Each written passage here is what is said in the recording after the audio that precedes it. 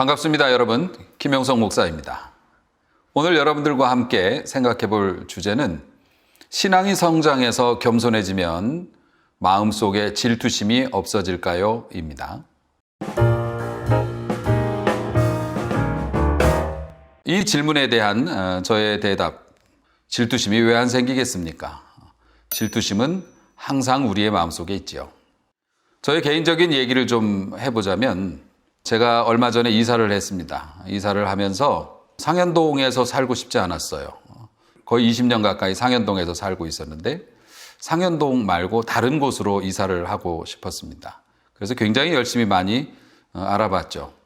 제가 상현동에서 살고 싶지 않았던 이유는 여러 가지 추억도 있고 또 가슴 아픈 부분도 있고 저와 같이 동시에 시작했던 교회들이 대형 교회로 성장한 모습들 또 주변에 건물들이 막 들어서고 이렇게 호화롭게 변화된 모습들 그러나 그렇게 성장하고 변화된 모습을 따라가지 못했던 제 자신 이렇게 보면서 그러한 것들로부터 눈을 돌리고 싶었죠.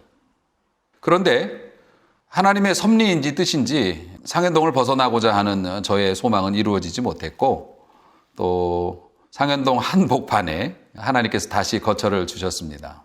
그곳에 이사하면서 그런 생각을 했어요. 하나님께서는 왜 내가 그렇게 여길 벗어나고 싶어 했는데 다시 이곳에 자리를 잡도록 하셨을까? 생각을 해보니 그것도 하나님의 은혜였던 것 같습니다. 피하지 말고 이겨라. 그러한 하나님의 뜻인 것 같아서 저는 요즘 감사한 마음으로 지나다니고 있지만 지나다니면서도 마음이 안 좋은 건 사실입니다. 신앙인에게 있어서도 질투의 감정이라는 거 있죠. 나보다 교회를 늦게 온 사람이 봉사도 나보다 덜 하는데 나보다 먼저 집사가 되고 장로가 된다면 신앙인이라고 해서 질투의 감정에서 자유로워진다는 것은 불가능한 일이라고 생각합니다. 질투의 감정은 건전한 면도 있죠. 질투의 감정 때문에 우리는 스스로를 꾸미고 또 안 하던 노력을 하게 되고 그렇게 됩니다. 그런데 우리가 알아야 될 건 이 질투라는 감정이 지금 내가 어떤 상태이냐에 따라서 나를 죽이기도 하고 살리기도 한다는 것입니다. 같은 물을 먹고도 뱀은 독을 만들고 소는 젖을 만들듯이 내가 건강하면 질투의 감정이 나를 더 업그레이드 시키는 요소로 작용하고 또 내가 건강하지 못하면 그것이 나를 파멸시키는 것으로 작동할 겁니다. 우리 신자들에게 있어서 질투심이라는 건 굉장히 불편한 감정이에요. 그 질투심 때문에 기도하는 일에도 방해를 받고 또 내가 하는 일들이 가식적이고 위선적인 것이 아닐까라는 그러한 질문을 하게 되기도 하니까요. 하나님은 이 질투의 감정을 어떻게 다스리기를 원하실까? 먼저 저 같은 경우도 마찬가지입니다만 그런 질투하는 마음을 가지고 있으면 안 되니까 열심히 기도하죠. 기도하다 보면 마음에 불이 붙는 것 같은 고통이 있습니다.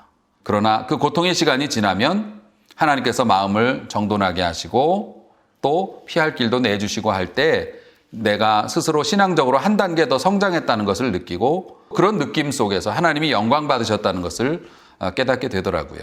질투라는 감정은 아픈 감정이고 또 불필요해 보이는 감정 같지만 하나님께서 우리에게 꼭 필요해서 또 주시는 감정이라고도 생각을 하시고 여러분들이 그런 마음이 들 때마다 기도함으로 힘들지만 이겨내서 좀 더 평화롭고 행복한 성도로 살 수 있었으면 좋겠습니다. 한 주간도 여러분 행복하시고 마음이 편안한 건강한 삶을 누리시기를 축복합니다. 감사합니다.